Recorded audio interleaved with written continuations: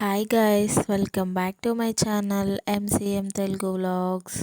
ఈరోజు డేట్ వచ్చేసి ఫెబ్ 23 కదా. మా పెద్దబాబు బర్త్డే ఈరోజు. మేమైతే పెద్దగా సెలబ్రేషన్స్ ఏం చేయాలనుకోవట్లేదు.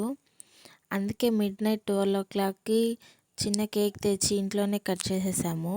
ఇప్పుడు టైం అయితే 1:30 అవుతుంది. మా పిల్లలు ముగ్గురు పడుకునేసారు బాగా.